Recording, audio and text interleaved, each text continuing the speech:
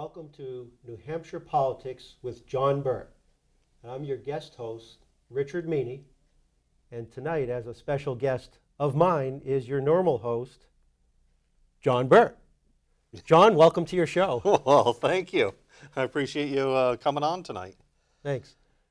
As many of you know, John recently announced that he would seek a position on the Goffstown Board of Selectmen. And instead of him sitting here and telling you why to vote for him, he asked me to come in and ask him a few questions that would help you better decide if John Burt is going to be the right choice for you for selectman. So, John, I thank you for this opportunity, and let me start grilling you. Okay, I appreciate you doing it. To the best of my ability. John, most of the people who watch the show know that you are in your second term at the New Hampshire House of Representatives. Yes. But I think most of the people who watch the show, they might be wondering, who is John Burt when he's not working for the state and the people of the state? Who are you? Well, who I am is I'm a 53-year-old male, and I start off there. I'm married to Phyllis, and her maiden name, she was born and raised here, went to school here. Her maiden name is St. Ange up on Holly Street. She's got 4 brothers, and she's related to the septic guys and everybody else. I guess there's a million of them around. And she's the one that really got me down here from, I was living at the time up in Woodsville, New Hampshire, and Barnet, Vermont is where my business was.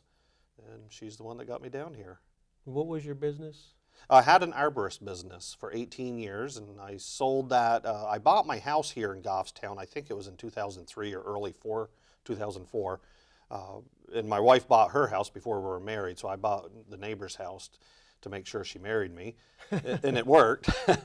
I had an arborist business up in Vermont for 18 years. Loved doing it. It was a great business. Did very well when I sold it, so I was very happy. It was right at the peak, and said, you know what, I'll be down here full time. Excellent. Yeah. Anything else people need to know about who you are? Well, I got 6 grandchildren, and at the end of my show is 3 of them that say Grampy made this. And it was funny. I was just over there for the holidays for Christmas, and they're getting big. And I talked to a few of them that did the little skit for me, and I said, hey, do you want to do another skit for Grampy in a couple of years? So I was thinking of waiting out 5 years. Sure. And then the 3 of them will sit back down in the same spot and say, Grampy made this. That would be pretty neat to see. It is. You can have the before and after. Well, I'll tell you, Richard, I just love my grandkids, and that's what got me into politics. I just saw in 2010, I just saw the nation going down a path that I thought was not going to be the New Hampshire, America, that I grew up in. I grew up in the old Vermont, but, Sure. The New England and in America, it's changing different than what I wish for. And so that's what got me into politics. Excellent.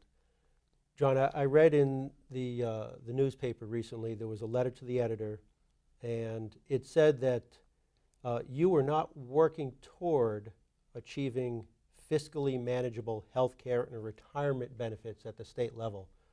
Do you have any comment on that? I do. I put a letter to the editor, and it's also on goffstowntoday.com. I put a letter to the editors in there explaining that. I did work on a lot of bills. The budget was passed. It was an 11% decrease, and this is the 2011-12 House session. It was an 11% decrease. It was the largest decrease in the nation, that particular year for any state. We did it, and what happened is everybody says, oh my God, if you pass this budget, there's going to be devastation. Well, Richard, as you know, you being a state representative, there wasn't any devastation. Matter of fact, we have a surplus. The state is doing very well. In this current House session, we passed almost the same identical budget, state budget, that we formed a couple years ago. And we passed the same budget, It came through flying colors. I think there was only 30 people that voted against it, or maybe even 18. It was a small number. 18. Yeah. So, I have been working very hard up there. There was a lot of bills that, I introduced. I put in one for municipal poll, for telephone poll tax. Unfortunately, it was defeated, but I did fight. That took me 6 months to get that to the House floor. And I can't tell you how many hours I worked on it. I mean, it was just a lot. So, when somebody says that, it just really disturbs me that they don't have their facts straight. Also, huge in retirement, reforms in the retirement. And all of this is without any downshift into the state. The Republicans, that's what the letter was referring to, is that, the Republicans misbehaved up there. We didn't have any downshifting, not like what the past administration did. Sure. But with the retirement, we made really good fiscal responsible decisions and reforms in the retirement. Now, some of the members of the retirement weren't happy with that, so we took a lot of abuse. It saddened me with that. But now that they see the retirement for the state of New Hampshire, retirement fund is, still needs a lot of work, before it goes bankrupt if we keep going the way we are. But it is better, and it will last a little bit longer without bankruptcy. So we have time now to work on that. And that's because of the legislation that I voted for and supported. Thank you. One of the completely different topic. One of the highlights in my first year of the legislature was Representative Burt's second annual hot dog day. I had no idea where this came from, but why don't you tell us where you got the idea for the event and what the event actually accomplishes, other than a bunch of people who probably don't need to be eating hot dogs, eating hot dogs. Well, what happened is it was a campfire bill. Currently in New Hampshire, you have to have a permit to have a campfire in your backyard. You're supposed to call the fire station and say this is what you're doing in your private property. 70% of New Hampshire does not comply. It's really not enforced. So this representative brought this bill and said, let's wipe it out. Why do we need it? And what happened is, so I got on the House floor. There was several people against, didn't want the bill to pass. They want you to have to beg the government for a campfire on your private property. So I get up there and give this speech, and they said it was one of my best speeches. And at the end, I was new then. Allegedly, I broke the law. I didn't realize I was doing that. I offered everybody, if they voted with me, that I would have a campfire on my property without a permit, and I would invite everybody over for a hot dog. Well, that's where that came from. And then somebody said that nobody's going to press charges, but they said, you really can't be saying that stuff because it was so minor. Everybody laughed. So it was really funny. So then later I said, you know what? Why don't I have hot dog day? So I invited everybody in the building, plus the other buildings next to it, that state employees.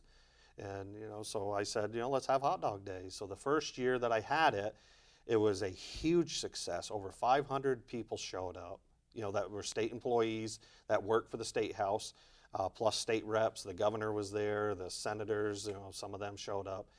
And I gave almost 800 hot dogs away. And then this time, and what I do is I also raise money for a dog group, because that's how you have to collect money, in order to put an event on.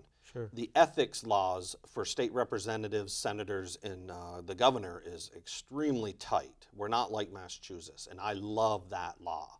I mean, I can't take anything over $24.99, and that's the way it should be. It keeps everybody honest. Well, I had this dog group come in, the Concord Merrimack SPCA, and they hosted the party, and it was called Rep. Burt's Hot Dog Day, sponsored by or hosted by, the Concord SPCA. Well, last year we had, again, over 500 people show up, 850 hot dogs given away, and we raised almost $8,000 for the building fund for the SPCA. So it goes to help out the animals. It does, yeah. I'm a huge dog lover. How much did you raise the first year?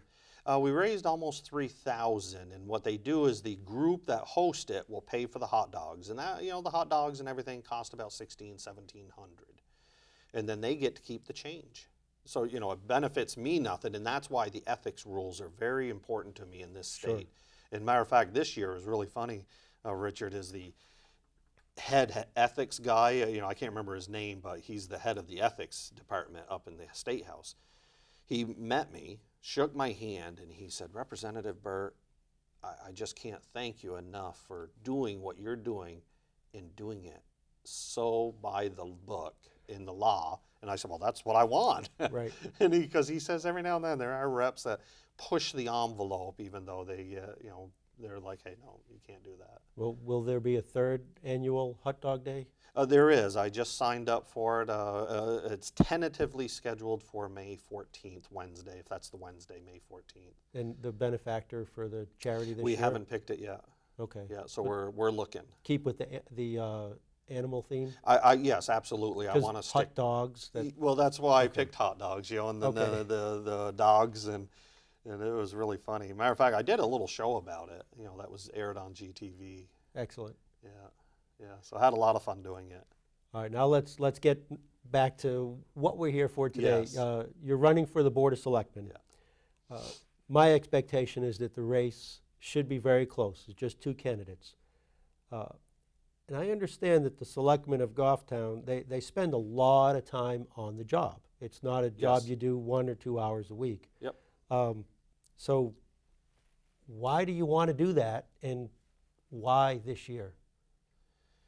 Well, why I picked this year, but if I can briefly, I forgot one thing about Hot Dog Day, and the biggest reason I do it too is both parties, within the parties, we kind of argue. I mean, you know, all politely. I love state politics because it's very polite up there. It's not like local politics. You know, local politics can get nasty sometimes. It's right by the book, even though we disagree and we argue. The other reason I had Hot Dog Day was to make sure that all of us could go out on the front lawn and have a hot dog together and get along. And a lot of reps like that. Sure. Yeah, but to go back to your other question, the reason I want to run for selectman, I had a lot of people tell me, John, run for school board. That's where the money is. And they're absolutely right. But why I picked selectmen can take our freedoms away. Selectmen can make the town in debt for the future. You know, the selectmen can really do a lot of damage if they want. So why I ran is, you know, for example, Plan Penardville. A lot of people were against Plan Penardville. We gathered the people together. I hosted an event at Bartlett Elementary School. 150 people showed up. I think over 200 showed up at the town hall. You know, and we told them, no, we don't want this. And that's when I really started thinking, you know what, you know, yes, it's about the money, but it's also about our freedoms and what our current selectmen or our future selectmen can get us roped into the future that's going to bind us forever. And if we went down that path of Plan Penardville, you know, we would have been, you know, tied into bed with HUD, which I don't want to be in bed with them, for a long time, and it would have not benefited the town of Goffstown and the people. If you were elected to the Board of Selectmen, you have the opportunity, or at least the input, with the other selectmen to identify which boards or committees you would serve on. Yes. There are committees like Budget Committee, Planning Board, CIP, Conservation, and a group of others. Yeah. Do you have a preference on which one you would serve? Yeah, I'd like to serve on the Planning Board. Why the Planning Board? Because I think the Planning Board, I could set the tone and push the agenda of pro-business. You know, every year you hear the planning and selectmen and the zoning board going, oh, we're pro-business. Well, when I moved to town in 2003, we were 6%, approximate 6-7%, you know, it goes up and down. Business generated by tax, you know, taxes are paid by businesses. Almost 10 years ago, 10 years later, we're still about 6-7%. Well, you know, you can talk the talk. It's actually sitting down wanting to do it. And that is what is lacking. So I feel as a selectman, and then if I can become the planning board rep, I can push the agenda that Goffstown is open for business. Please come here to relocate your business. The prior to this interview here today, Yeah. people had heard that I was going to be the person interviewing, and a lot of them sent in questions. Oh, okay. And I want to get to one now because you brought up the planning board. Somebody asked, I would like to know why the taxes keep going up. What is the town doing to entice a tenant for the empty Shaw's building on Mass Road, and the empty D'Angelo's building continues to be an eyesore? What are your thoughts? As a state representative, what I've done is like IMAX and a few other movie theaters, I've called them personally to see, as a representative, to see if they would go into Shaw's. Unfortunately, only one has called me back. They said they weren't interested. You know, it just wouldn't fit their budget or their criteria. But that's what the selectmen should be doing. There's this Ready, Set, Go program that was supposed to come around the same time Plan Bernardville. Mm-hmm. Because Plan Bernardville was defeated, I believe the current select board said, you know what, we better not bring this forward until after the election. And so they're going to wait until after March, and then they're going to ram it right through. Well, it's another government bureaucracy, and that is what I'm against. We have a private sector that will fill those buildings. And that's what we should be looking at. We should be going to the local business realtors and saying, hey, who can we get in there? And they'll do it for nothing.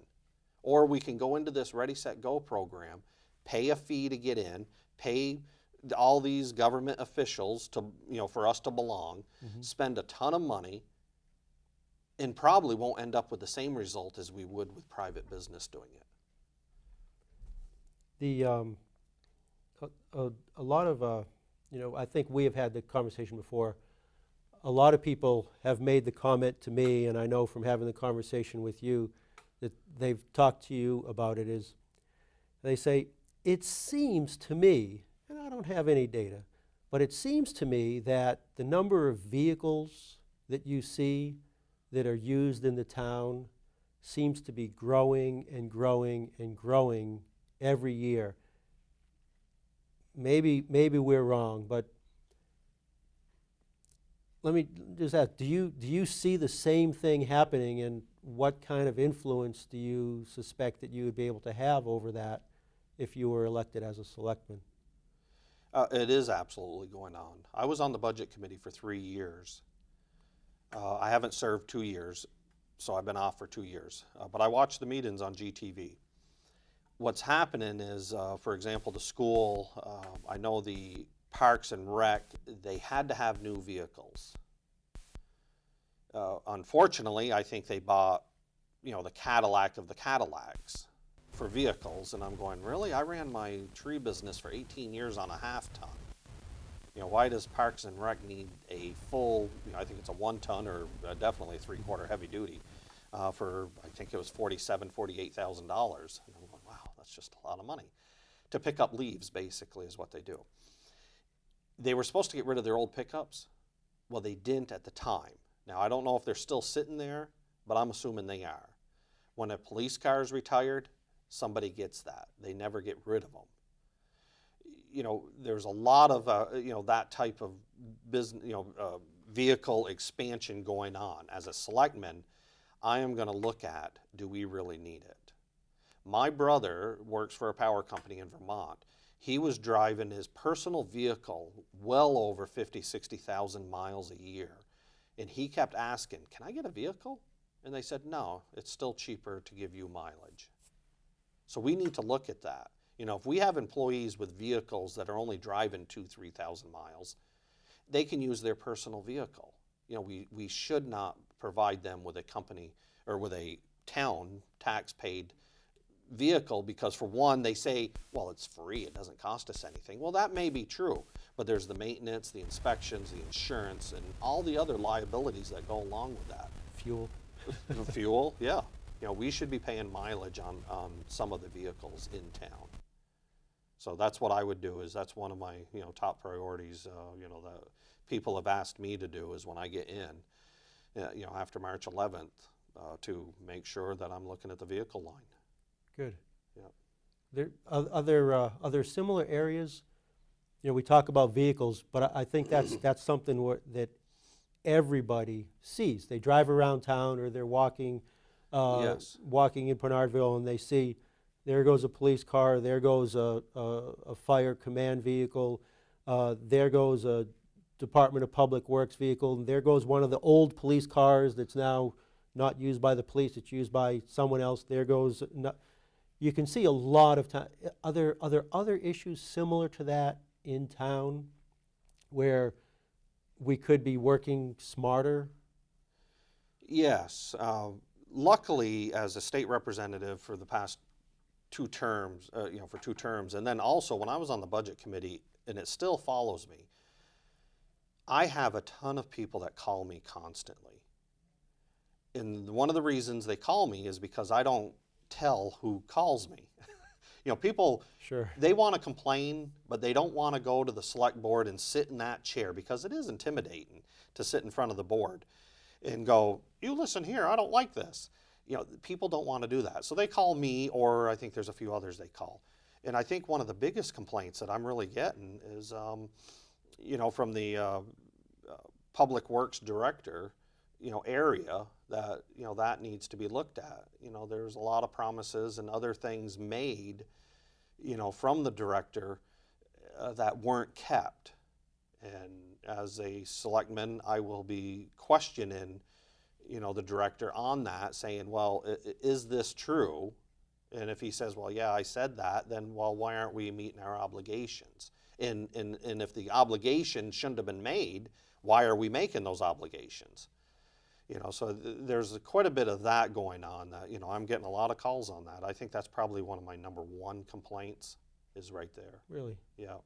Excellent, thank you. Yeah. The Board of Selectmen, one of the things that they do, they're in charge of personnel: hire, fire, evaluate Yeah. the town employees, or probably mostly the department heads. And I believe they're also instrumental in negotiation of contracts. Yes. Not on the school side, but with the public sector unions that work for the town. Yeah. What are your thoughts on what the Board of Selectmen should be doing insofar as personnel and contract negotiations are concerned? Well, that's a hard question, because it's a touchy subject. People Sure. don't want to hear it. When I was on the budget committee the last year, they were nickel and diming the school to death. It was mainly the school they were beating on. And the selectmen have no control over the school. Well, they kept stealing books from the kids. And I'm going, are you serious? That isn't, you can only take so many books away from a kid. The kids need books. What we really need to look at is, the contracts. The health care is huge. I want to provide health care, but at a reasonable rate. And the employees have to pay a reasonable price. So I would look at that. Their compensation, well, one is, longevity pay. The county got rid of that. My wife is a county employee. The county got rid of that, I'm guessing 15, 20 years ago. My wife, I asked her about that, and she said, I don't remember the last time I got one. And she's been there 31 years. There's that small stuff that really makes a difference, that will add up to helping keep the tax base low, and to keep it, hopefully, straight. That's where I would like to keep the budget, is Sure. more straight for a couple of years, instead of these increases that we continuously have. Talking about the taxes, I went online to it might have been the Department of Revenue Administration. Yeah. I went online there this morning in preparation for being here today, and I looked at the property tax rate. And granted, the property tax rate is a sum of school plus town, and plus a couple other things, county Yeah, included. counties in there, yeah. County plus the state education. But the state education number is the same across all places in New Hampshire. And the county number is the same for all the towns or municipalities in a county. Yes. And I looked at Goffstown, which was around $27 per thousand in 2013. And then I looked at the 6 towns and Manchester, the 6 municipalities that surround us. Do you want to guess who was the highest and who was the lowest? Well, I know we rank pretty high, and I know a lot of people in Bedford love living there. And matter of fact, I think our couple employees live down there. Yeah, Goffstown in 2013 had the highest property taxes per thousand Really, at Goffstown. $27.11. And the next highest was New Boston, but they were at $24.24. And I think that's where we were last year. The year before was around 24 something 50. and Ware was the lowest at $21.75. But since you mentioned Bedford, Bedford was only at $22.17. Does this tell you something? Can you do anything about it? Even if it doesn't tell you anything, can you do anything about that? Yes, we can. I think with Bedford, that's why you see a crane on almost every corner building a business. You know, they're currently about, approximately 37% business. Again, we're 6-7%. Manchester's 40%. If we could get the taxes under control and stop these increases, eventually these other towns will catch up to us, pass us, and that's how we draw business here. We're kind of tucked over in a corner. We have to offer something that they can't get right off the highway for Manchester and Bedford.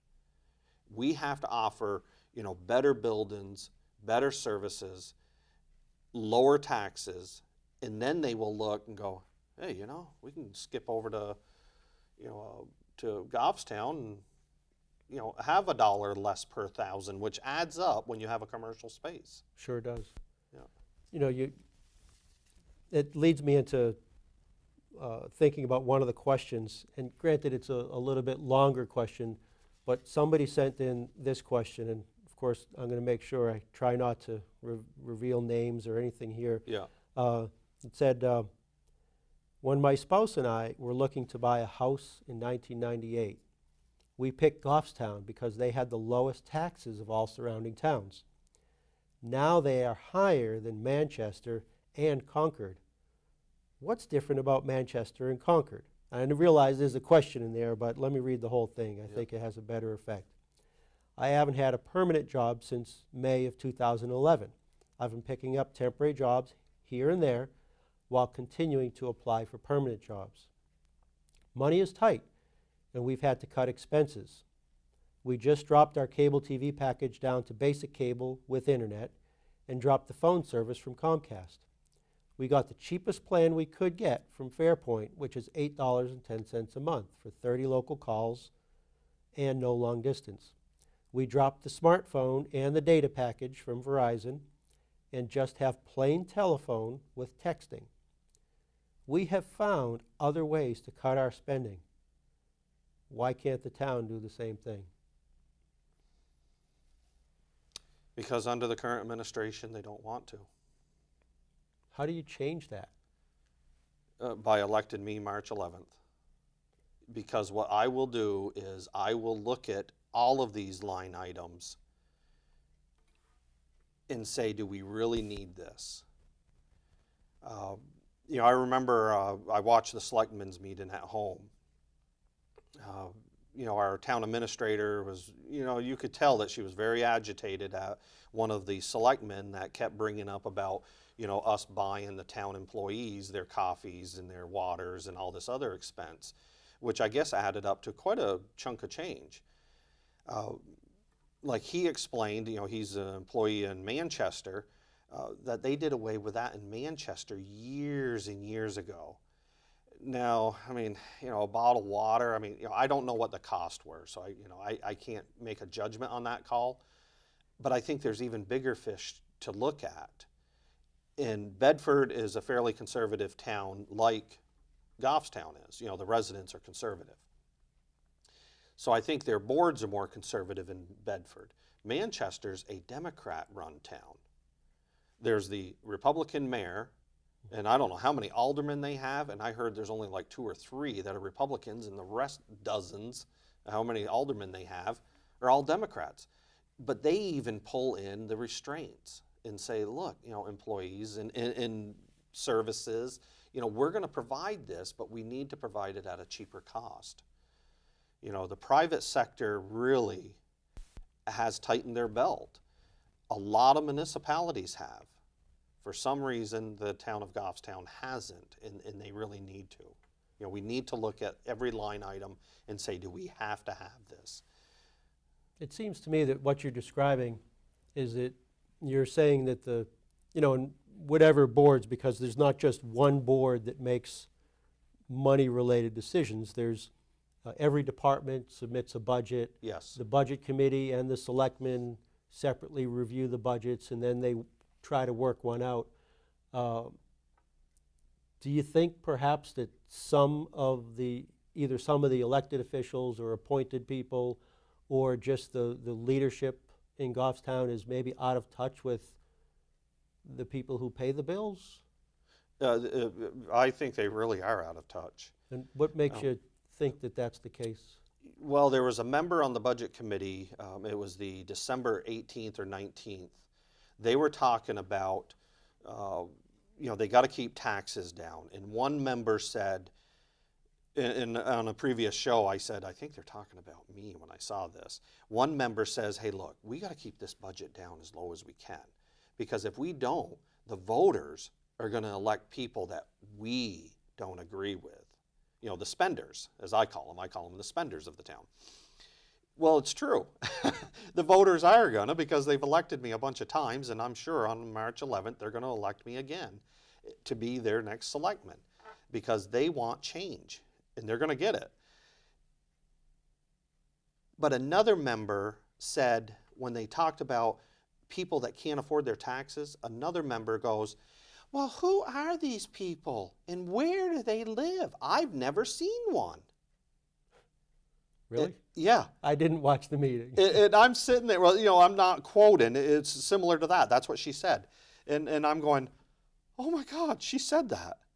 I mean, I almost fell out of my recliner because she goes, where are these people? I've never seen one. Well, I could bring up a busload to her house if she wants me to of people that are having a hard time paying their taxes. And when Bedford is 22 something and we're 27 per thousand, so whatever your house is worth, mine's 170,000. So do the math, that's a lot of money. Every year we got to pay it. So there's a lot of these people that she's not seeing. We're down in the ditches. We're sorry that she's up so high in society that she doesn't see us. But, and I think that is what makes the difference between me and some of the board members. They live in these fancy, fancy houses. I live in an 1,150 square foot house. My house is a small house. I love heating it. We can heat it for less than $1,000 a year. Wow. I'm cheap, so we're heating that house for less than $1,000, and it's nice and comfortable in there. And we can do that on the Goffstown level. We really can. Not to pick on the the rec department again, but $48,000 pickup to rake up leaves. I mean, that's just ridiculous. I just don't see that. A half-ton pickup would have went very well, real well there. And he should have been happy to receive that. And that would have been about a third of the cost less, if not more, probably a lot less more, probably half the cost. Sure. And that is where we need to start looking at.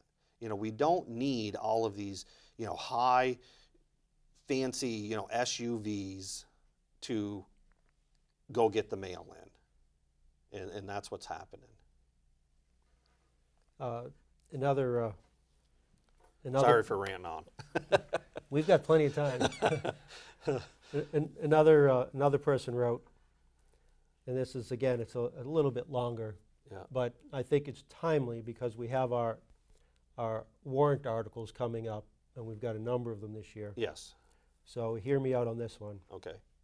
It says, our elected officials tell us that our tax rate is flat, but I didn't see this when I got my tax bill. If the rate is flat, why does my tax amount due keep going up? Also, can you address the need for warrant articles rather than putting those items in the budget right up front? Is this the way the town gets the sleepy, in quotes, sleepy townspeople to not realize the extra money that is being spent going through this backdoor approach? Will you plan a time when all the warrant articles can be explained in everyday terms so people will know exactly what they're voting for before Election Day? Because oftentimes the warrant articles are written like an insurance policy, and we all know how easy those are to read. So I read that this person is frustrated that their taxes are going up, and they don't like how the warrant, the number one warrant that says, here's your budget, and then it's followed by a bunch of other ones that say, here's how you can increase your budget. So I understand that frustration. Maybe you want to comment. Yeah, no, it's absolutely true. This current budget, well, I announced for my candidacy on November 1st.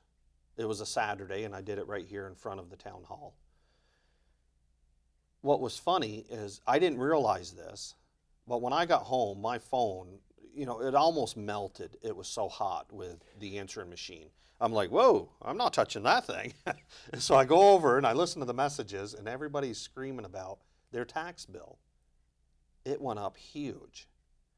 So now, guess what the spenders are doing? And, you know, I probably shouldn't call them spenders, but, you know, if they don't want, if they turn the TV off, hopefully they will. But the spending people that want to spend as much money as they can get, they're going around bragging how they have a matter of fact, a decrease in the town budget. Well, that is absolutely true. They do have a small decrease in the town budget. But what they did is they put all these warrant articles, a gazillion warrant articles. And that is where the problem is. It's a new gimmick. I used to sit on the municipal and county committee up at the State House. And that's another reason is by me sitting on that committee, and now I'm on Fish and Game, but being a representative, you know, I hear a lot of stuff that's coming down to the town.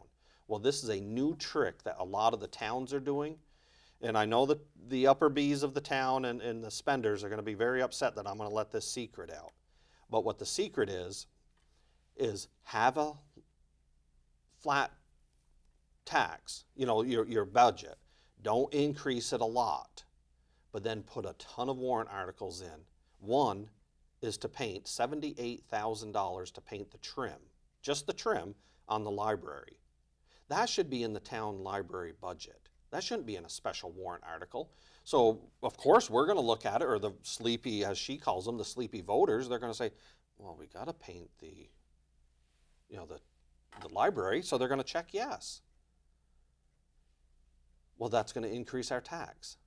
So we're going to check yes because of the budget is the same as last year's, or a little decrease. And then we're going to check yes on the library because we got to paint, we got to paint the library. And then there's other articles that say, we have to do these, and here is the money. Will you approve of them? It's a new gimmick that towns are starting to use. And as a selectman, I will expose that. I will insist when, like, painting of the library should be, if I'm the selectman, I'm going to say, no, if you want your library painted to the director, I'm going to say, put it in your budget. That's where it should be. And it'll be a one-time expense, so next year it comes out, but then the voters are getting a true feel of exactly what they're spending. Right now, they're not. This is just a new gimmick that they're using to increase the budget. What are you reminded me of something that I saw for the first time in recent memory last year. We had a number of warrant articles that were tied to using, I think the term was capital reserve fund, or something to that. Unanticipated funds. Yeah. What I was talking to someone else this morning, and he called it the rainy day fund, but there's a few $1 million in this rainy day fund. And last year there were, I think it was about $700,000 or $800,000 worth of warrant articles tied to, let's take money from that rainy day fund and use it for current activities. What do you think of that technique? Yeah, that needs to be wiped out. Prior to, say, 2, 3 years ago, they almost never used that fund. What the fund is for rainy day funds. So let's say if the department heads in the school gives $1 million back and the department heads give another million, now we got $2 million. As a rule, what they did way back in the old days is they would give it back to the taxpayers. Not directly with a check, but they would put it back in the general fund. And they say, okay, we're going to raise, say, $18 million, but we have $2 million in here. So we only need $16 million from the taxpayers. That kept the tax rate down. Well, now this is just another gimmick. Again, I learned this up to the State House that they're doing this. And what they're doing is they're saying, hey, we'll just put it in there and say it's no tax impact. Well, it really is a tax impact because we've already paid that tax. It should come back to us in lower fees and taxes. I would imagine that at some point the rainy day fund would need to be replenished. Well, it's replenished every year because the budget's always higher than what they need. You know, and let's say this year, you know, we don't use as much salt or as much fuel or whatever the item is. You know, that money goes back into the general fund.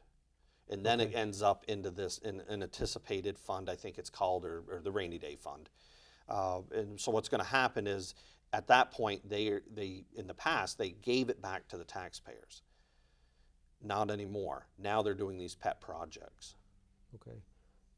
You know, you made a comment earlier about people getting their tax bill. You have more experience in the State House than I do. Have you ever seen anybody put in a bill that says, let's have taxes due a week before the election? We should. Yeah. Well, I'd like to go away from the payroll deduction. I would like the employees everywhere's, private, you know, town, everybody, pay their federal taxes every 6 months. Because right now people say, oh, I make $400 a week. Well, no, you make $550 a week. No, my check says $400. Well, that's because the government's stealing the other $150. Right. You know, so, but if they wrote a check every 6 months, they'd be like, oh my God. And guess what? They would be a voter. They would be voting. When you pay your taxes for the town, are they part of escrow or do you write a check? No, it's escrow. And that's the same thing. You know, people don't realize it because it's nickel and diming us every week. So if you pay $800 a month for your mortgage, Yeah. to you it's $800 a month, and then when it gets adjusted every January, yeah. you think nothing of it. That you get to at least see your tax bill? Oh, yeah, I get the Okay. tax bill. Yeah, no, I complain. Yeah, we get the tax bill and then we send it into the mortgage company. Okay. Yeah, and then they take a little bit out of the, you know, for the mortgage. And, you know, but I look at it and, you know, I'm one that strokes and goes, oh my God, I can't believe this increase again. Because that's usually what it is, an increase. You know, it's very seldom ever goes down. Yeah, I don't escrow my tax bill. I begrudgingly write that Yeah. check twice a year.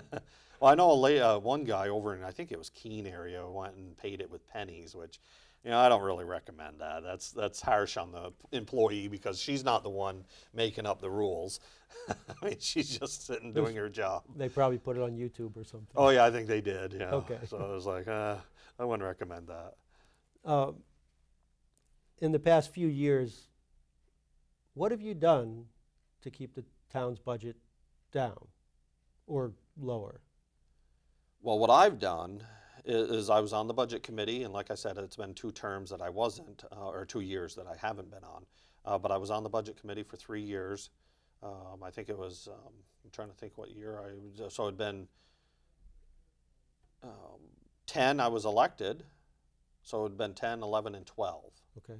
Yeah, so it's been just a little over a year. So I was there fighting, you know, all the time with the spenders of the town that say, oh, we gotta have this, we gotta have this. And then when it got to the school, again, you know, I would argue to them, say, look, you can only steal so many books for them from them poor kids. And then I also looked at one time, I don't know if you remember this, I'm sure you do, most voters will. We had a major problem up to the Mountain View Middle School. it cost us money, with the misbehaving of the past principal up there. Finally, they got rid of them. But just before that, what I did is on the budget committee, I made a motion, and nobody supported me on it, but I made a motion to cut his pay by half. And of course, the spenders started stroking that. I don't have the authority to do that. And I said, well, I'm the budget committee, of course we do. We can talk this. It's bottom line budget, but, we need to talk about it. And what I was going to do was reduce his budget down to half, because really it wasn't even worth that. But that would have saved some money and offset the misbehaving that was cost us. So I figured, it was a balance. And you mentioned it's a bottom line budget, and I think I served maybe 6 months on the budget committee. Yeah. But my understanding of what that would have meant is it would not have reduced his salary, but it would have sent a message. It would have sent a message. That's what I was trying to do. Yeah. And then, I think with the plan Penardville, I fought there, to get information to the voters. I do this TV show to get information to the voters. And on the warrant articles, I will be having a show on that. I don't know if I answered that one. Okay, that's good. I know each year you talk about the ballot. You say, yes, this is what I'm going to do. Yeah, what I'm going to do. I know this person, and I know this person. Yeah. So you do plan on addressing the warrant articles on a show, probably Yes. that you're going to do pretty soon once the ballot's available. Yes. Yep. Once the ballot's available, I'll be right on here, pushing it out, and then of course it'll be on YouTube. So tune into a future show. Yes. Yeah. After you watch this one. Yeah. And I love doing the show. It really surprised me when I started the show. I was thinking, who's going to watch this? Sure. I have quite a few, viewers. It really surprises me when I go door to door to campaign, or I go to the grocery store and somebody will say, "Oh, I see you on TV. I love your show." You haven't signed any autographs yet, have you? No. Just up to the school. This school group came up, and I tried to be there for everyone. And these kids came up and asked for an autograph, and I think Representative Pratt was up there, and I look at him and I'm like, they want my autograph. What do I do? And it was like my first year, and he says, "Sign the paper." Okay, so so I thought that was just funny, because I'm thinking, I'm nothing special. I'm just an average guy. Yeah. And here they are wanting my autograph. But I guess being a state representative, I don't, I think you got that official looking badge. Well, I guess that's that it. helps. We were talking either earlier today or yesterday about grants. Yes. I know there's an article, a warrant article that's on the ballot that has something to do with grants. Yep. And I know a lot of people look at grants as free money. Yes. How do you look at grants? It is not free money.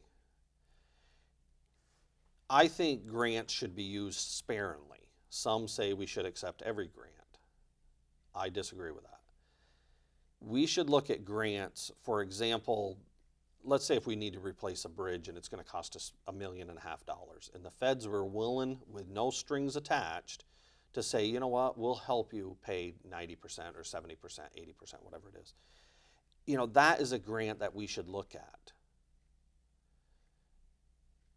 Grants for, for example, when I was on the budget committee, a former fire chief brought up, about the big giant fire truck that we have. The ladder truck? Yeah, the ladder Okay. truck. It was like, I'm throwing these numbers out. Don't quote me on them, or hopefully nobody on TV will quote me. It was 1.1 million, and it cost us 300,000 because they had this grant.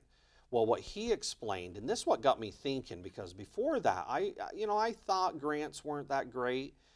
But when the former fire chief said, the problem with this grant is, yes, we get this fancy truck. Is it really going to help save anybody? Probably not. We could have bought a cheaper truck for the same quality of life-saving and et cetera. Because really the truck is bigger than what the town needs. That's what he said. He also said, in 20 years when we have to replace that, so it's free now except for the 300,000, but in 20 years we will replace it. You know, once we have it, we'll never get rid of it. It's going to cost 2.1 million. Well, everybody on the budget committee and myself said, wow, he's absolutely right. So it made me look at grants a little different. So I just look at them, you know, that we have to use them sparingly because bottom line, whatever we buy with a grant today, we're going to have to replace it tomorrow, and that costs us money. So we're building the bigger budget. You know, if we don't need it, we shouldn't be putting it in. Now, my understanding is that grants on the town side, they have to go through the Board of Selectmen. Is that correct? Yes, they do. Well, I think all, I don't know about the school. I don't know where those grants go through. But yes, it must be the school board. Yeah, we just assume the school board. Yeah, it goes through the selectmen. In Article 31 was put in, which I do support. There is a flaw in it, and I'm going to fix that at the deliberative session, hopefully if the voters vote on it. And what it says is all grants have to go before the voters after the selectmen accept them. So the selectmen can say, yes, this is a good grant and we need it. But then it has to go before the voters, so it'd be once a year, every March, it'll go in front of the voters. And the voters get to say, yeah, I think we need this, you know, particular vehicle or this, you know, whatever it is, and they'll sign off on it. So that way, they know in the future, they're going to replace that at their cost. Sure. Now, the flaw in the bill, or in the warrant article, is it says all grants. And it should have only said government grants. Because I feel if a private individual, let's say you, wanted to give $10 million to the library or something like that, or to the rec department, you should be able to do that. So if you want to write a check, that's your business because it's private money. You know, it bounced really, really high. So we're going to address that, you know, and try to fix that, and hopefully the voters at the deliberative session will agree with that and vote for it. But I know the current selectmen are very concerned about it and very nervous. They think it's taken powers away from them. It's really not, because prior to 1994, all grants went before the voters. It was in 1994, the state of New Hampshire, you know, the legislators, as we are, they passed a law saying that it's, you know, the town has the right, if the voters say yes, let the selectmen accept grants. Well, at first, everything was fine. Well, now we're accepting every grant that walks by. And that is the problem. Before, we didn't. There was grants out there. And the town said, well, no, if we buy this, that means in 10 years we got to replace it. Sure. So they were more responsible back then. Now people are saying we should look at every grant, we should apply for every grant, and we should suck every grant in here that we can get. But at the end, the taxpayers have to pay it. And that's why our taxes are $27 a thousand now. It's because of these out of control, part of it is because of these out of control grants. And I've heard a phrase at the State House that there's no such thing really as federal money and state money and town money and county money, because it all comes from your pocket and mine. That's right. Yes. Yeah. We're almost out of time for today, so I just want to give you the opportunity not only to say any closing remarks, but most importantly, if someone wants to learn more about you, other than watching this show for a second time, how do they learn more about you, John? All right. Well, what I want you to do is, if you see my name in the newspaper or on goffstowntoday.com in a letter to the editor or anywheres, and you go, you know what, I just don't think that's right, give me a call, and I'll tell you my phone number. It's 624-5084. Matter of fact, put that on a piece of tape and put it up on your refrigerator, because in March 11th, I ask for your vote. And if you give me your vote, you will have my phone number to my home, right to my home. That's my house number. I do have an answering machine, so if I'm out into another committee meeting, I will get back to you as soon as I can. But like I said, you know, you can email me. My email is john@burtnh.com, and that's BURTNH.com. And what I'm going to do for you is I am going to look at every line. I'm going to look at these grants that we're accepting now. Do we need them? And like I said, you know, the Plan Bernardville we got rid of. Also, this Ready, Set, Go program. I'm going to vote no on that. So I hope you elect me, and what I'm going to do also is to make sure you hear this information first. I'm going to keep my TV show. I'm going to come on here after the meetings, and I'm going to talk occasionally about what's going on up to the State House and also what's going on at the Select Board. And if there's something that you need to know, I'm going to get the information right to you. So I hope March 11th, you have to come out and vote for me.